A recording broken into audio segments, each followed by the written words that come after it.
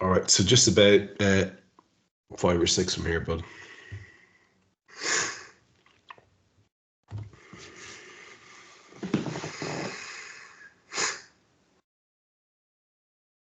Hello and welcome to Molby on the Spot, your weekly chance, thanks to Anfield Index Pro, to hear the wit and wisdom of your friend and mine, Mr. Jan Molby. Good evening, Jan. Good evening, Trevor. I hope you're well. I am indeed. How could we not be well with yet another pair of wins under our belts? It's a hell of a thing.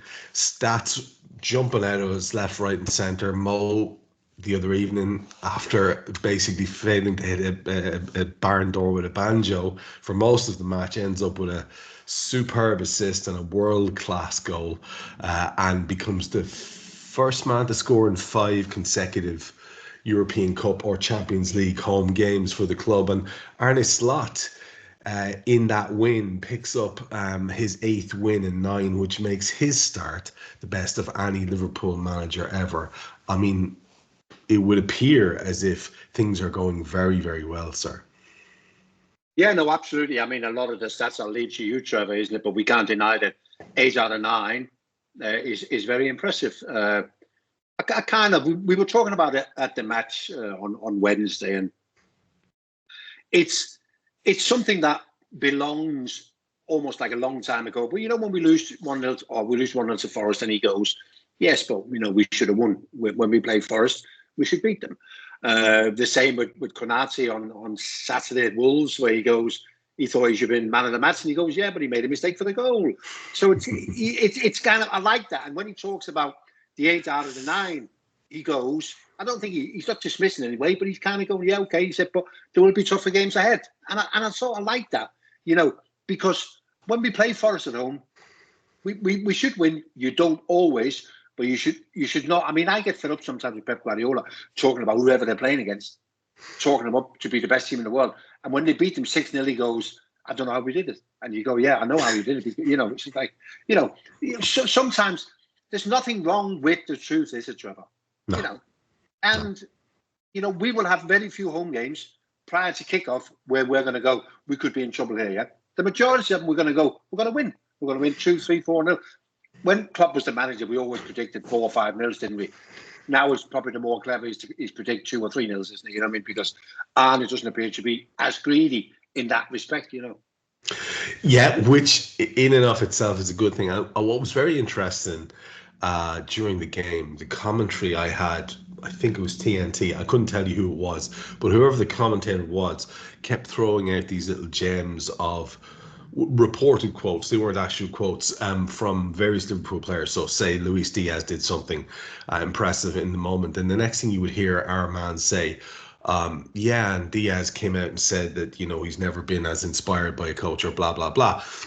And this is all quite interesting. And they mentioned, I think, something very complimentary Trent had said, and obviously Curtis Jones had made comments as well, which I think poor old Curtis had to rein back in because it was still a bit raw after the Klopp leaving thing, and people are very sensitive about that kind of nonsense.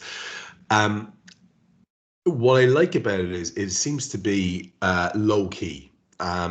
There does seem to be a decent, every time you see training footage, there seems to be a good buzz around the place, which is what you would expect. Look, I don't put too much faith in that, Jan, and here I'm just going to pause it here because I want to ask you a question. You get a gang of young men, there will always be hijinks, there will always be fun. Lads get bored if they're not having a laugh.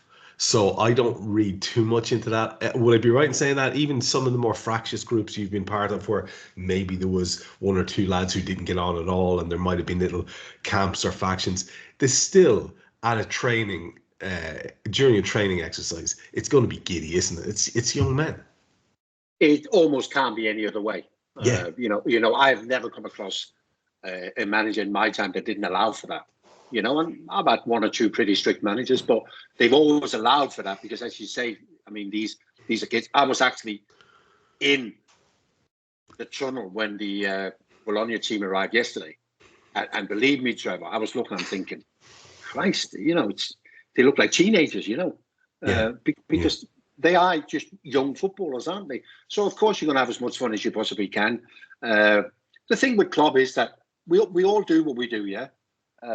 So Klopp was a big part of taking football to that next step, which is challenging footballers to do more, yeah, run further, wherever. And then once you get to there, then maybe Arne Slot comes in and he has slightly different ideas. There'll be less intensity in training, which probably suits the likes of Konate. I would suggest it suits him. He might not get injured as often as he used to. But that doesn't mean that it takes anything away from what you're experiencing. You know, I mean, I can imagine, funny enough, you should mention, I mean, I went up in a lift with Steve McManaman and I assumed he was working for TNT and it looked like he was with Steve Bauer. So it was probably Steve Bauer who was throwing out all the comments, isn't it? But we also spoke about it, and I'm absolutely no doubt that after 9 years of Jurgen Klopp and the players thinking, what happens now? I think Arne Slot has come in and he's really impressed him.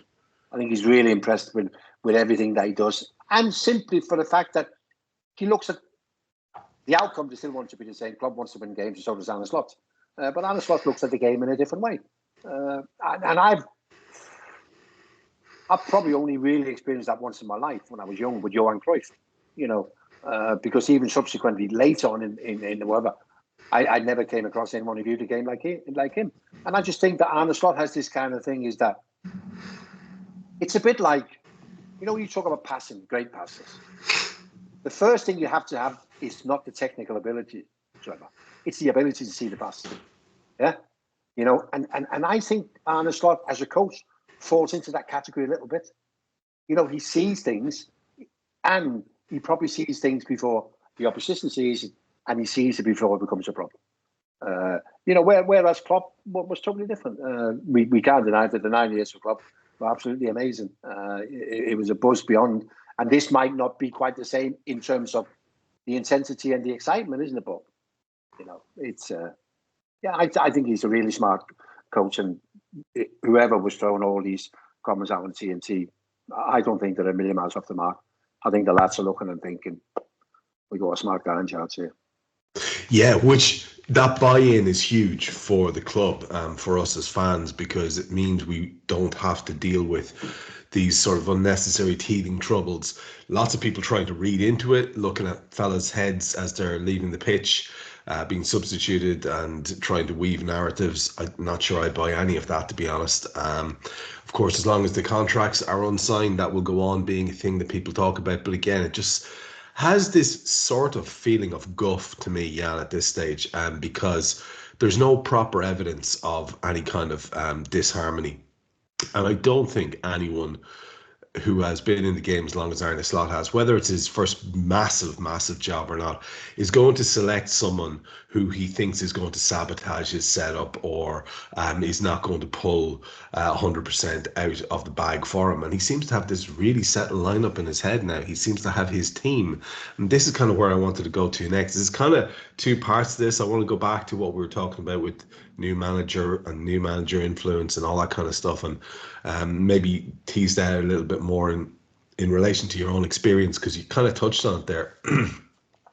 But last night on the show, we were talking about how he's managing, or why he's selecting the same 11 so consistently. And it is a bit of a shocker, because it's not how things had worked. Of course, Kloppo had his team that was his favourite team, and there would only usually be one or two issues where the selection might change, usually in midfield or maybe one of the forward positions. But generally speaking, it was a settled team. So it's not like total reinvention here, but certainly for cup games, there would be lots of change and stuff like that. There's a suggestion on our show last night. I was talking to my pal Dave, and he was saying that perhaps Arne Slot has been influenced by Raymond Verheyen, who was much abused at one point by Liverpool fans, because I think he deigned to criticise the setup at Liverpool, and so that gets everyone's back up. And he was a much maligned figure for a while, but apparently hugely influential. And he has this theory, I think it's called periodization, where you don't train perhaps as intensely in order to maximize your ability to get onto the field. And here's where I was going with this. You probably remember lads who were at the club at Liverpool. I know famously the likes of Paul McGrath coming forward a little bit from that Ledley King. They just didn't train at any level of intensity at all so that they could do their stuff on match day. And there was that arrangement made there. Now, what if you tailored that to the individual players, regardless of who they are, whether they have injury issues or not? There is probably some sense to that, isn't there? Yeah, no, absolutely. I mean, you have managers who freak out and get stressed when players don't train. And then you've got other managers who go, well, the most important thing here is the matches. So you mentioned a couple of guys who didn't do an awful lot of training. The only one I really came across at Liverpool were Alan Hansen towards the back end of his career, where he hardly ever trained, just played the matches. And it is possible to do that. You get yourself in good shape, and you can kind of maintain that over the season. If you're playing, Saturday, midweek Saturday, you'll be absolutely fine. But yeah, no, I'm all over the fact that what we learned from in terms of fitness, well, for a while that we learned that, you can do various different fitness exercises without draining the players. But I think now we're going back to a little bit, and we're playing so many games, and let's see where we can save a bit of energy. And I think the biggest thing, Trevor, is probably, I think it's so evident in some of the games, isn't it? I mean, what are we doing? Last night I can hear the fans, come on. I'm thinking, we're saving energy, we're just taking it easy. It's in the bag, isn't it? We got another game on Saturday, 12:30. We're just saving a little bit for that. It felt like that. Of course, when it was only 1-0, it felt a little bit seat of the pants at times as well. And to be fair to them, they did really make an effort. We'll get it back into some aspects of the two games that we've played recently, and the games about to come up as we go on. But there's just one more thing I wanted to tease out with you there, because obviously people will know that you are at Liverpool at, a hugely successful period when Kenny Dalglish's player manager in his opening spell at the club there as player manager, and it's a sort of Liverpool win the league or Liverpool are second era, and it's nothing else is acceptable. And those seasons where you're second, we don't talk about it. We just get on and win the league the next year. And it was a lovely time for me as a young fan to be a supporter of the club, because it just felt like there was just this pursuit of excellence. And then coinciding with Kenny's departure, as we've often touched on, there was a sort of this wilderness years of a period of time where we saw the emergence of Manchester United, and we saw Liverpool struggle to kind of find an identity. And I wonder I wonder how much of that, because we've touched on it, and I've sort of led you down the path before of saying, do you think it was that Souness got the calls wrong? But I'm more interested in the progression here, because you said when you went to Ajax as a very young man, obviously that must have felt like amazing to be there with a player of that stature, with a European royalty club who are off the back of, what was it, 3 in a row or 3 European Cups. Like, that's a hell of a place to be as a young man, and thinking, I'm strutting my stuff here with these guys. And obviously lots of internationals about you on the training field. And Cruyff was a bit of a visionary in how he viewed the game. But then you get to Liverpool, and I'm wondering, because the famous thing we heard as fans was that there was a sameness about the whole boot room evolution, right, from one to the next to the next. And the reason why it was so successful was there was a certain sameness to it. There was no big revolutionary ideas. Was that your experience? And then was there a change in ideas and attitude towards training or match play that came in that early 90s era post-Kenny? So obviously I come in a little bit blind, unawares of all the history of Liverpool Football Club. But then you kind of go, so our manager is Joe Fagan, who's he? And all the players could really offer was, well, he used to be the assistant to Bob Paisley. He's been here forever. And it was kind of, well, who's this guy then? Well, he's Tom Saunders. What does he do? Well, he's kind of a chief scout, and he's a little bit of, who is he? Yeah, he's been here forever. And that was kind of Ronnie Moran. Who's Ronnie? Well, Ronnie's the assistant, but he used to play. But I don't know when he played. That was kind of, that was what the lads was. So it was kind of that kind of thing, isn't it? So that for me was something totally new. Although the first time I've asked him to change the manager, which was in 1985, when Joe decided that he'd had enough ahead of time because he was still under contract. And I remember we were talking, the players, who's going to be the next guy? And we went, well, it has to be Ronnie Moran. And then somebody else went, Ronnie won't do it. Ronnie has no interest in being the next manager. So well, it'll have to be somebody from outside then, wouldn't it? You could see the ones who've been there forever, whether Phil Neal or Alan Hansen, whatever they're thinking. Somebody from outside. No, they wouldn't do that. And you go, well, what the fuck are they going to do?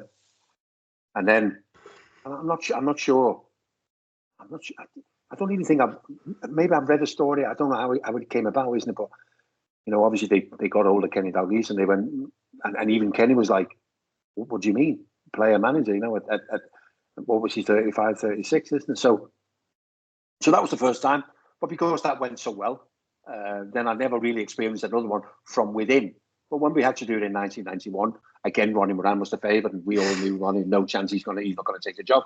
But then bringing back Graham Souness there was not a single Liverpool fan at that time unhappy with that appointment. Everybody thought, wow, this can't go wrong. But the one thing we maybe overlooked, he's been away for 6 years. He's experienced different things in Italy and in Scotland. And I think probably, I've got to be careful how we phrase this, but the fact that he'd been a manager, pursuing some of his ideas and being successful, was that was the bit that made it difficult for him to walk in and continue with what we've been doing. Because he's gone, yeah, okay, I can see what you're doing, but I've got some new ideas. But in the end, Trevor, and I was going to say that before, in that you talk about what's the secret to Ajax. The secret to Ajax is in the coaching, right from the age of 5 or 6, right the way up. Even when you were a first team player, we were coached 18th, 19th century. What's the secret of Liverpool Football Club? It was in the recruitment. That's where the strength of Liverpool Football Club was. They had an unbelievable ability to pick not only great players, but players who fitted into the way that Liverpool played. And even if you look at some of them, and I don't want to be harsh on some of them, but some of them left and never did much because they were Liverpool players. So Graham Souness came in, and it was pretty full on from the first day. Wanted to change things, hell-bent on changing things, which I'm looking at my Ajax days and going, yeah, I've done all this, in terms of the pre-season and training twice a day and, how we refuel and what we eat. And I've been through all that. But it'd be interesting to see how Steve Nicol coped with that, or Ian. Yeah, that was the interesting bit, wasn't it? And I always think that he should have made more of getting the lads on side. But I know a lot of people go, isn't it? The managers do whatever he wants to do, and you just follow suit. Yeah, I know, but don't forget, as much as he's going, I've been successful doing this. Ian Rush is putting his feet up and saying, "Going, well, I've been successful doing this." Yeah. So that was the kind of challenge. And then the one thing that kills you, Trevor, is results or lack of results.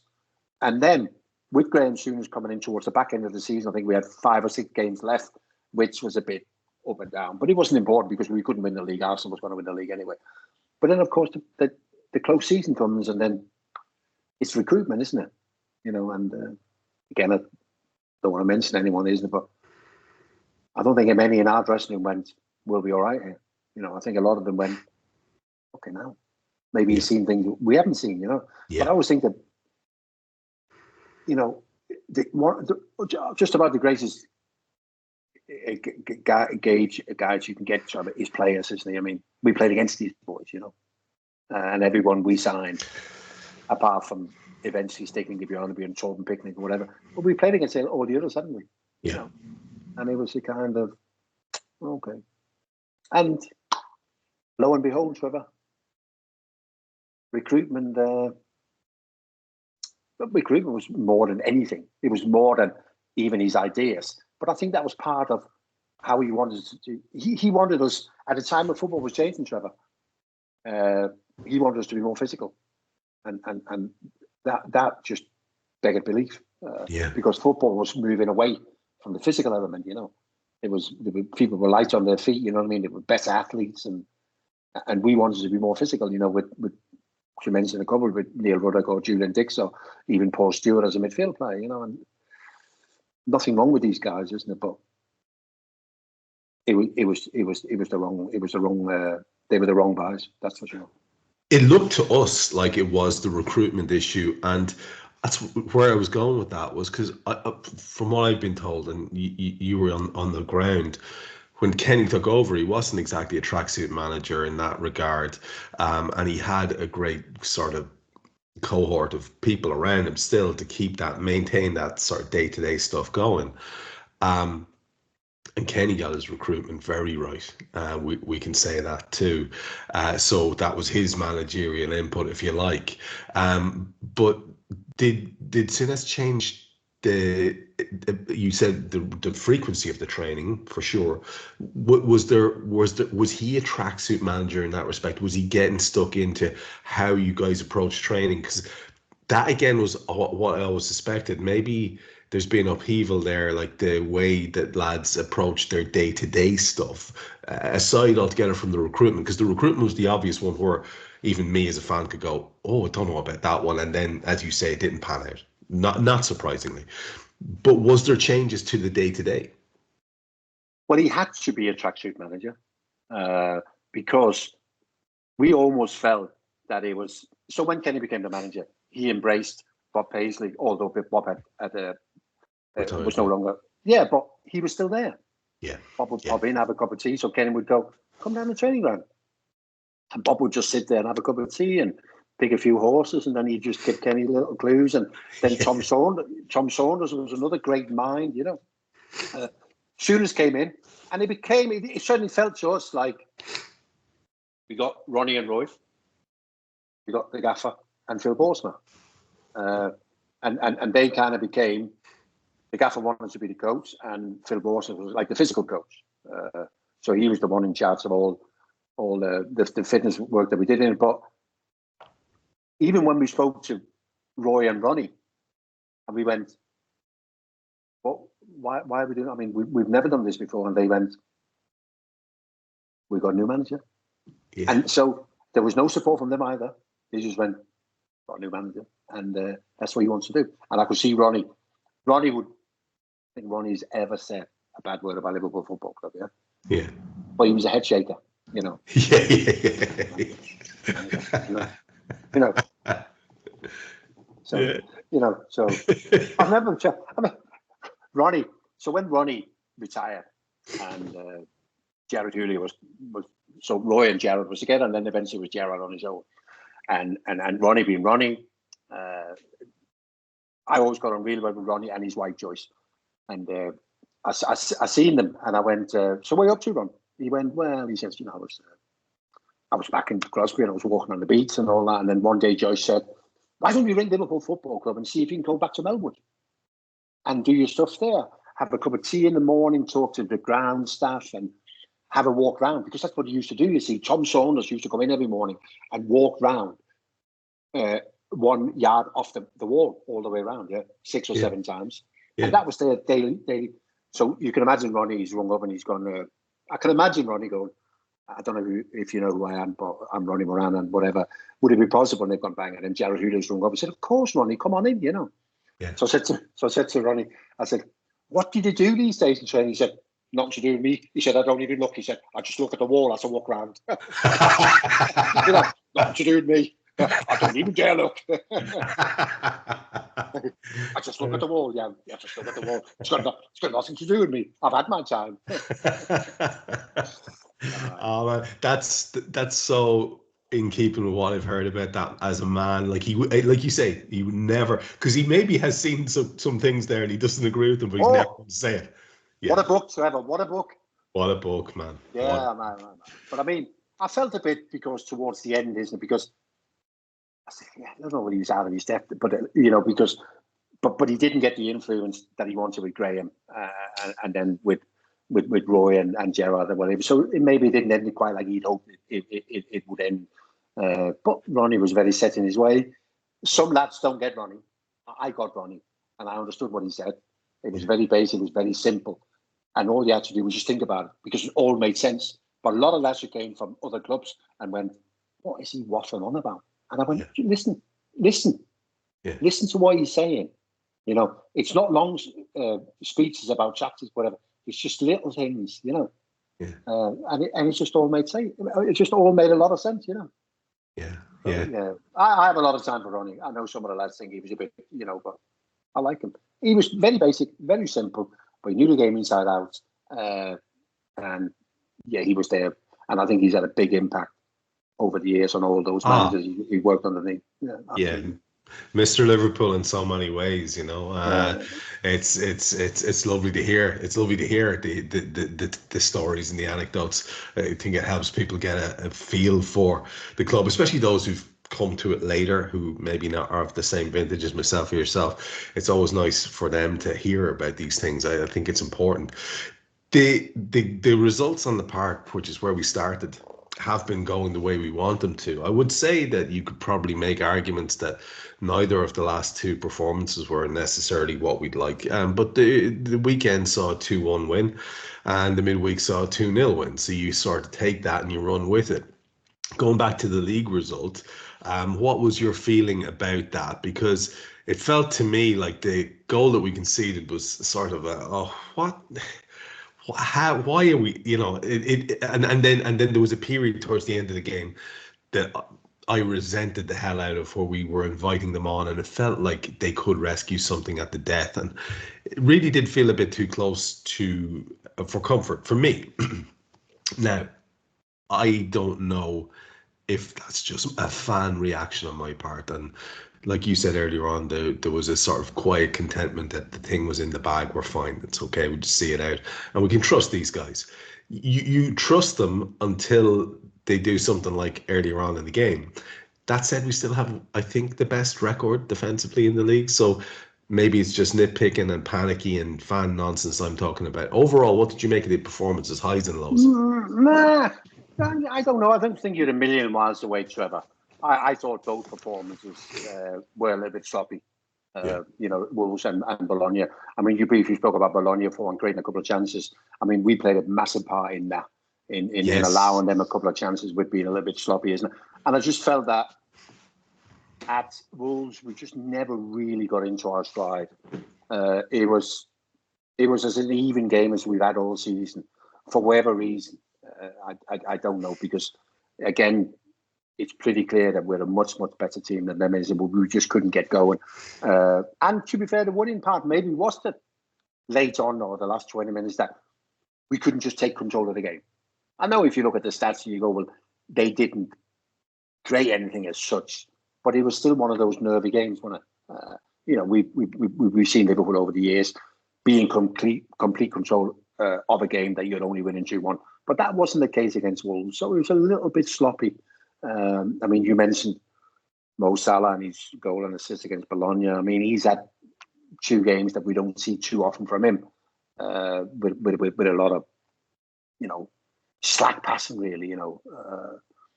So we lacked a little bit of concentration, isn't it? So in terms of performances, they were not great games. That's for sure. You look at the midfield blend, there's a lot of talk about it, and almost as a reaction, I think it feels almost like there's an agenda of a positive sort to talk about how wonderful Ryan Gravenberch has been. Often I think that these things are just, like I say, they seem to be agenda driven. So I like to just be as neutral as I can, and it felt as if I saw loads of, frankly, clowns talking about how he's, you know, basically reinventing the six, and he's this new different type of a six. And I'm like, I find that offensive to listen to, especially if it's coming out of people who are claiming to be experts. The club did not put themselves in the window in a very, very public fashion for 3 summers in a row, chasing specific type of player for no fucking reason, Jan. There's a reason we want that player. Successive coaches have wanted that player. It's because it's an important part of the modern game. And the fact that we don't have him does not mean that it's Ryan Gravenberch's fault. It does not mean that we should hammer on Ryan Gravenberch when he's not doing those more defensive things. It does not mean we can't celebrate the fantastic work he is doing on the ball. I mean, it's really inspirational to watch that guy take a ball in and turn away from trouble and drive against the opposition. He also has a range of passing that I think is slightly underrated. One of the guys last night was talking about his lack of forward passing, and I can see that you could pick up on that. But I do see some decent forward passes from him into balls fizzed into feet in tricky areas. I do see that he does have that ability. He does have that in his locker. I think Alexis McAllister has been a little bit off his world-class best in recent weeks, and yet still is coming up with some of the goods. And then Dom Szoboszlai has certainly been off in terms of his technical level, whereas we've seen again last night Dom doing a lot of work that possibly is absolutely vital when you've got three mostly attacking minded midfielders trying to come up with a unit there that has a balance to it. So there's something that's not quite right with it. It's no benefit to anyone to go pointing fingers and saying, well, Gravenberch isn't that defensive midfielder. We know that. And Arne Slot knows that. And Ryan Gravenberch knows that. But we're trying to work with a system. When you look at the system, what do you make of it in terms of balance? Well, I think the balance at the moment is working well. You know, I think the fact that McAllister at times sticks pretty close to Ryan Gravenberch, gives us a better, more solid base in there, works well. In terms of Gravenberch, I'm looking and I'm thinking, what type of player is he going to end up being? You know, in times, and I'm only talking about 12 months down the line. What type of player is he? I totally agree with your point of view in that. I like the fact that he sort of allows the ball to run through, and you know he's positive. He reminds me a little bit about Emre Can in that he's a great carry off the ball. But I always felt that Emre Can carried the ball well and then nothing. Whereas I think Ryan Gravenberch has got a little bit more. He's got a trick to go by people. He's got to change the pace and whatever. But I don't know where he's going to end up. I can't see him. He can't end up as a number 6 at a top club. I just don't see that. You're going to need more. But I think he could play in an 8 if we ever got a number 6. But for the time, he's doing ever so well. McAllister he's kind of the golden boy in midfield, isn't he, Trevor? You know, he might not have hit his form yet, but he's the player, isn't he? With his vision, he sees things. So he's a really good player. But I agree again. There's a little bit more to come from him. And let's hope that once we return after the international break and we got that monster run of fixtures, that he steps up a little again. Dom. So, obviously, Arne Slot has been pretty straightforward in that he wants more for him. And in terms of more, he's talking about assist and goals. You know, in that role, I need more. He's a very important player in terms of the press, very mobile, absolutely works his socks off. Now, the one thing that disappoints me, Trevor, with all the work that he does and where he sometimes pinches the ball, I'm disappointed he doesn't see more progressive passes. Mm-hmm.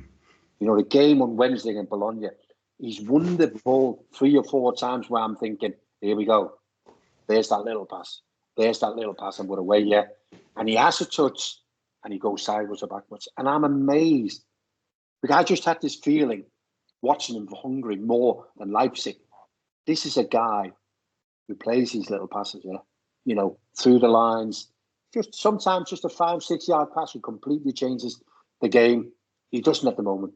I don't know whether that's to do with confidence or not, but that's the one thing that disappoints me more than anything with him right this moment in time. Those little moments where I'm thinking, here we go, and he doesn't do it. Yeah. And I think all of us kind of feel, am I right in saying this, that he's definitely got it? It's just a matter of the application, right? I think we all think he's got it. Yeah. You know, I think we all think that.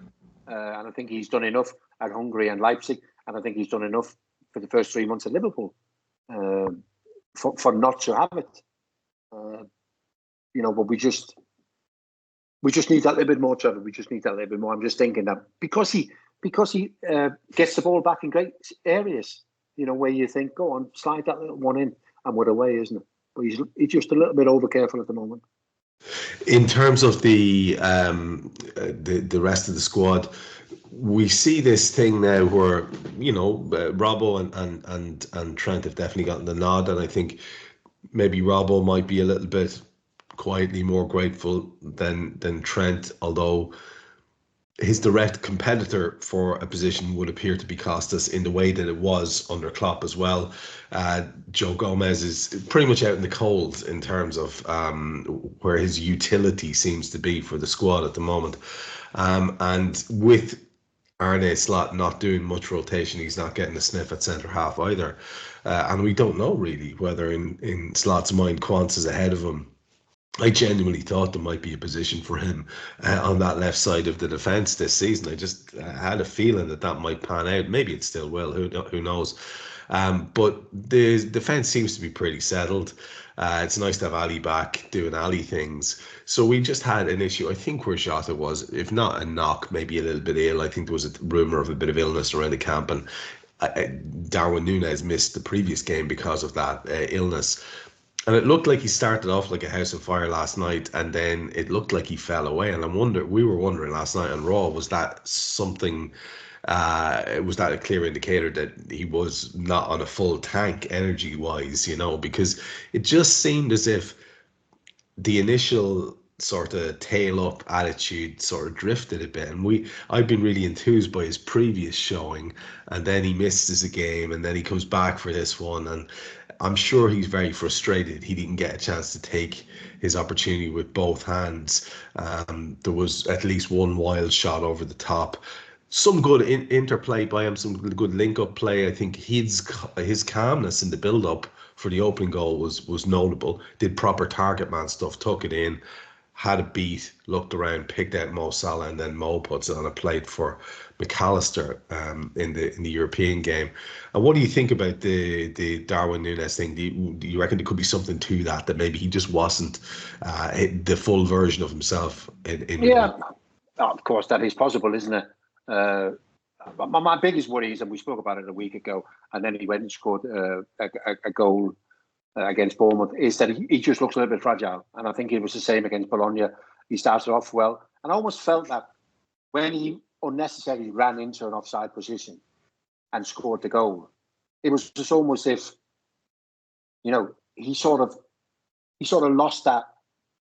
I don't know whether he's playing on his mind. He's thinking, for fuck's sake, why have I run into an offside again? Yeah. Which really is a schoolboy error, isn't it? And maybe that's playing on his mind. He's thinking, why did I do that? And it almost restricted. It certainly restricted his involvement from then on in, didn't it? I'm delighted you said that, because I thought as I was watching it, I was thinking, if that's me or you've gotten the ball and you've blown home the finish, and you're going, right, give me another chance, right? Just get me in there again one more time. I've got my eye in, I've got my sighter, I know what I'm doing. But it seemed to me that he went to shit after that. Not badly, but it seemed like mentally he was fucked after that. And I think that's really interesting that you go there, because that was what I was wondering. I wonder, it was like, oh, I've done it again. I've done the offside thing again that everybody keeps giving me stick about. I think there's a lot to that, man. Yeah, I think it was a game early on in the season. He came on as a substitute, and the first thing he did was he ran into an offside. And that all of a sudden became the talking point. Oh, guess what? And last night was almost as if it was the same, isn't it? And to be fair, he would have known that, wouldn't he? At the moment he's gone, he knows, Downey, I'm going to be half a yard offside here. But obviously, there's nothing you can do. You run through, and at least he finished it, didn't he? So he couldn't have been criticised for that. But I just think that might play on his mind. Not how he generally plays, but because people make a big thing out of, his first contribution. Well, almost his first contribution was running into yet another offside. So his biggest problem, Trevor, is that it appears that of the 6 front guys we have, 4 of them might be ahead of him in the queue. Yeah. Which means that he's 5th choice. And when we're talking about all the things that he needs, confidence, goals, minutes, all that might be limited if you're 5th choice. That's my biggest issue at the moment. Yeah, I think it's a good shout. Now, normally towards the end of the show, we look forward to fixtures. But as you mentioned earlier on, we're going into this break after the game at Palace, the 12:30 Saturday kickoff that, in the Klopp era, there was so much talk about. And I heard my colleagues go there on the show last night, and I've seen online so many conversations about, oh, the 12:30 kickoff, oh God. And then I feel like, did you not live through the Klopp era where, yeah, that was one of the controversial things, but all of those things that were traditionally difficult for us, even at the start of the club year, eventually we put them all to bed. There were no games or mental block fixtures for Liverpool. It was always a matter of Liverpool will win if Liverpool play, and it's really interesting the slot era that you've landed on there today as well. It was one of my observations to the lads last night that our biggest enemy, our biggest opponent seems to be ourselves in matches. So if that is the case, then you think, well, okay, we get ourselves right, we're going to be okay under slot as well. So we look ahead. We've only got one game to look ahead to before this break. But you mentioned when we come out the far end of that, and I just want to touch on it briefly. It's an absolutely mental run of fixtures.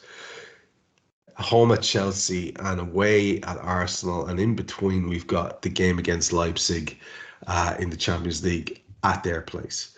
After Arsenal, we play Brighton in the Carabao in midweek, and we go there for that. So that's another thing. And then we have Brighton back at our place the weekend in the league.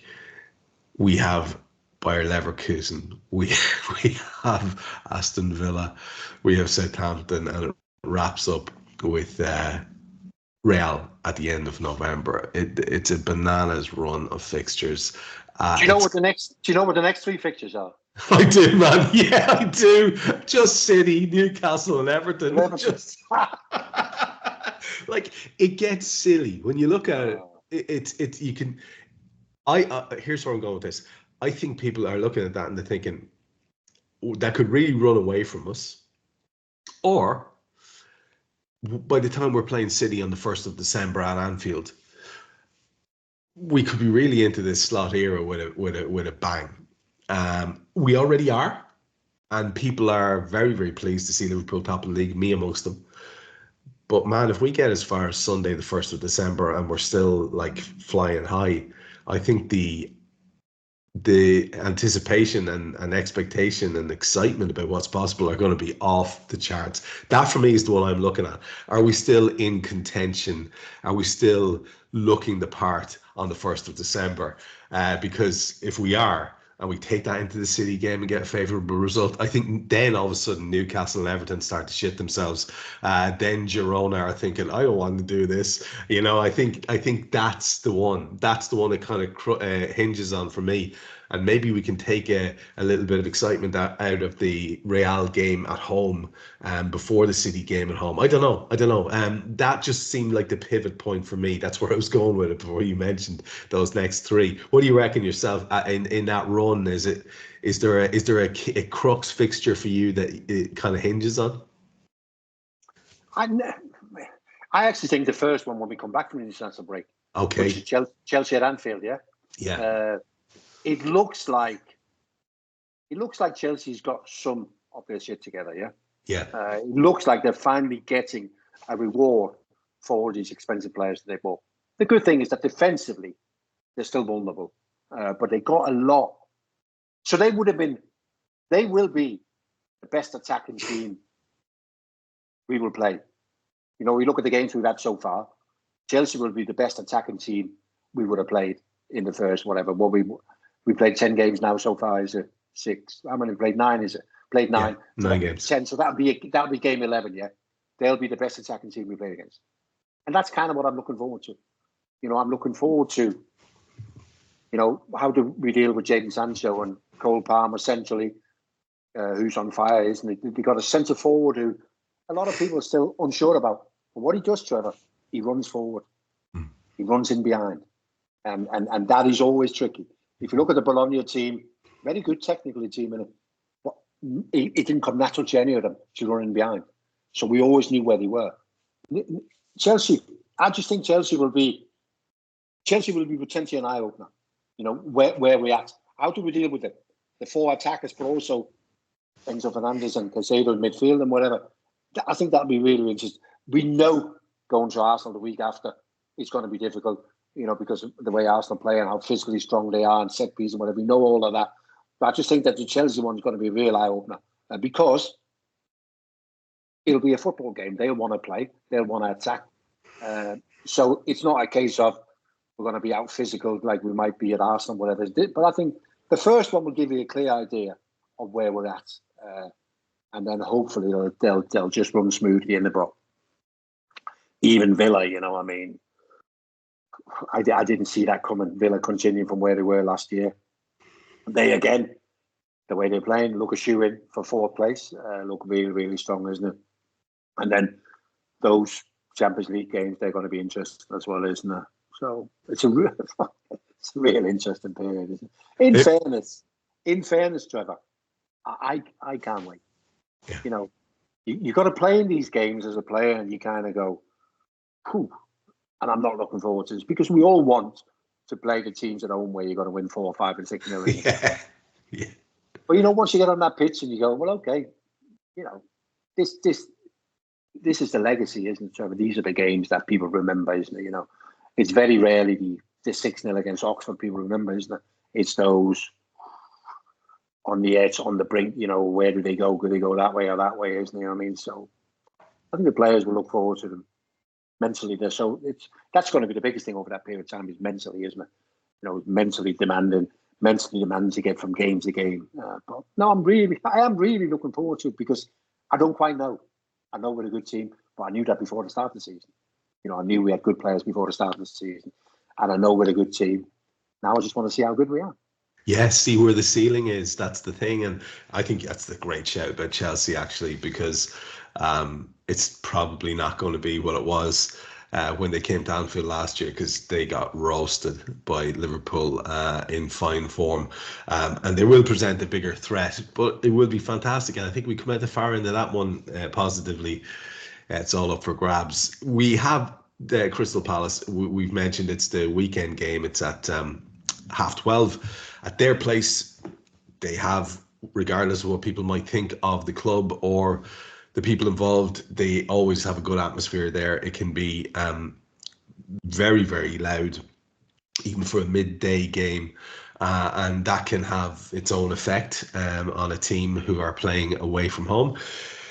They have only accrued 3 points over the course of their 6 games so far, which is a very disappointing return for them, so that people have a bit of a clue where it is that they've been dropping points.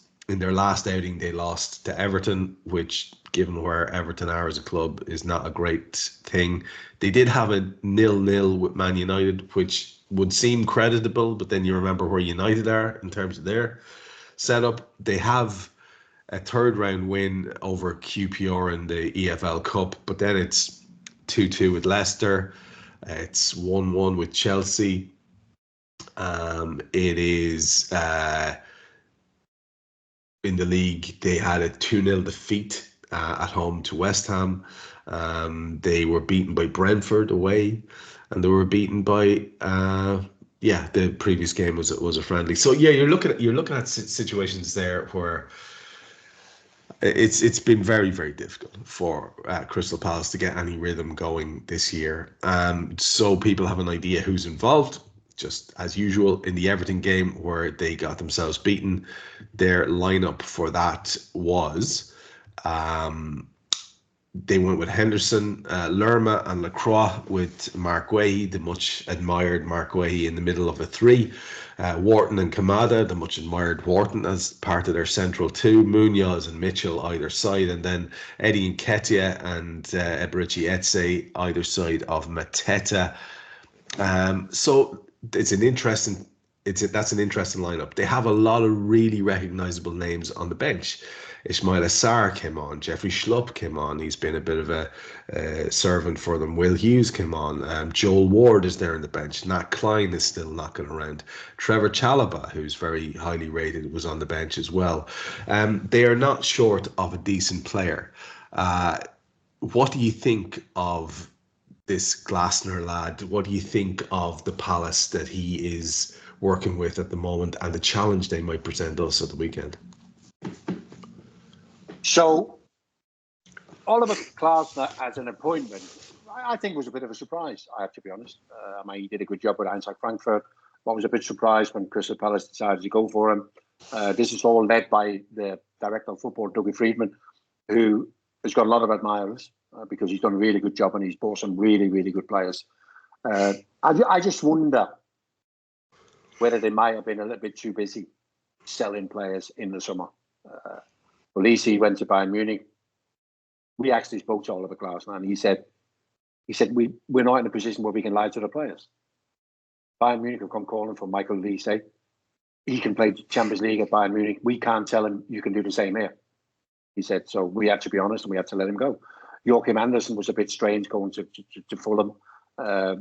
So when you look towards the back end of last season, they were superb. I mean, they were playing some really good football. I was there on that Monday night when they beat Man United 4-0. They were really good. But they're not good this season, Trevor. They got some problems. I was at the United game when they drew 0-0. In the first half, they were truly awful.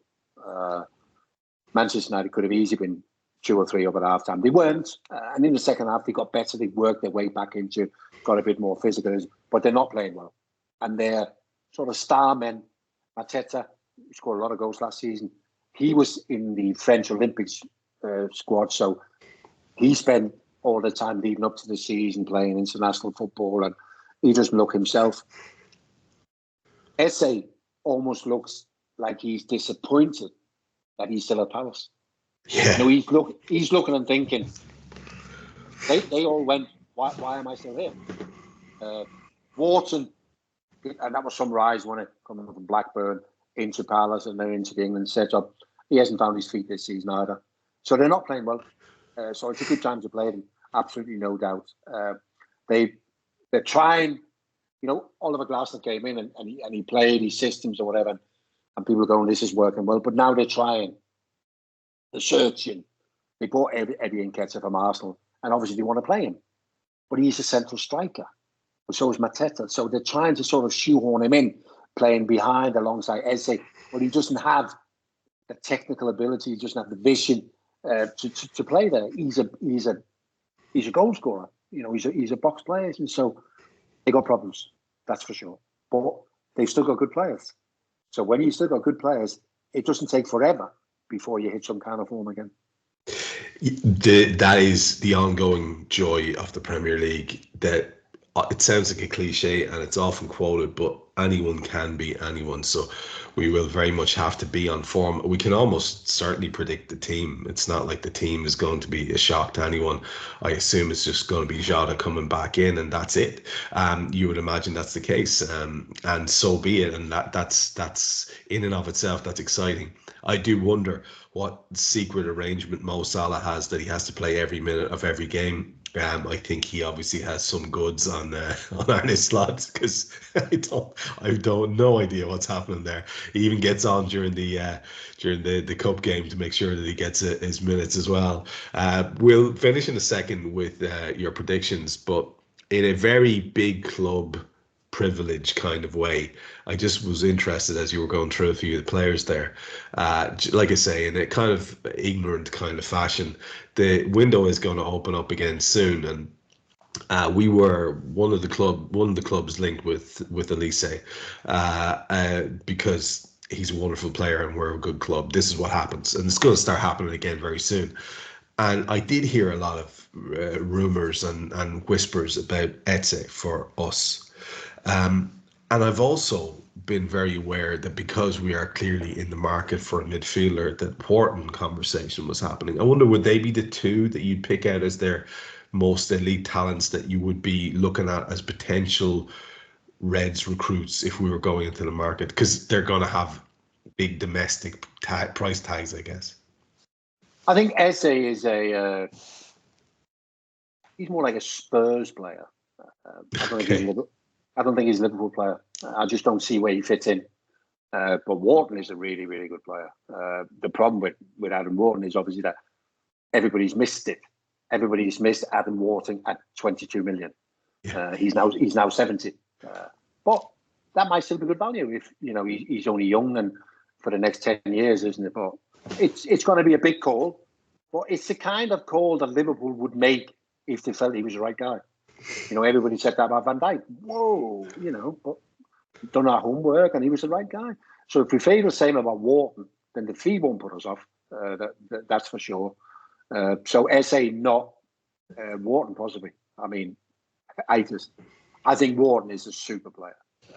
He's just typical young player, sort of second season, just struggling to find his feet a little bit.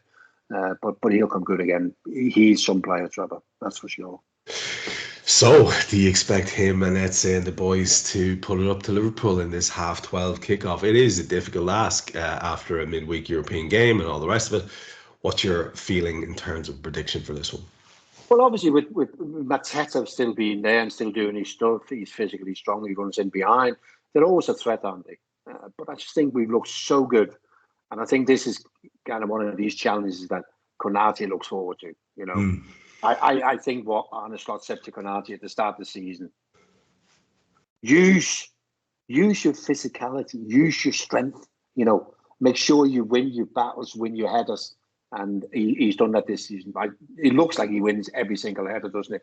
So he looks like he'll be looking forward to that, isn't it? So as much as I like Palace's players, they're not playing well enough to give us too many trouble. But I'm kind of swaying away from suggesting that we have these runaway victories. So I think it'll be very typical Arne Slot. Crystal Palace 0, Liverpool 2. Well, we will take that. We will take as many 2-0s and 1-0s as you want to throw at us over the years, for sure. Listen, we should wrap it up. Appreciate it, by the way, especially for I know it's you spend a lot of your time talking to people, and I know you do a lot of different events and reliving the days of the 80s and the 90s. I do appreciate you taking us there for our listeners, because I think they feel like they know you, having listened to you for so long, and it's nice to get these little windows into the past of the club. So it is very much appreciated. So for that and all the usual stuff. Thanks, Jan. No, I mean, there's obviously a lot of stories, and I was there for 12 years, and I was somebody who observed. I looked and listened and whatever. So yeah, I do have and I enjoy telling the stories. Because I think the stories are great. Don't compare to what happens today, because things were different, innit? But there was nothing wrong with the way that we did things in those days, and it was always done with a bit of a smile on your faces, and yeah, great. I hope that the listeners enjoy those stories. Oh, I can tell you they do. I know that for a fact. So thanks to Jan for yet another show. We do have a 2-week international break, so I would say myself and the big man here will probably do at least one show for you. We might take a week off. We'll see how he's feeling and what the travel situation is like for him.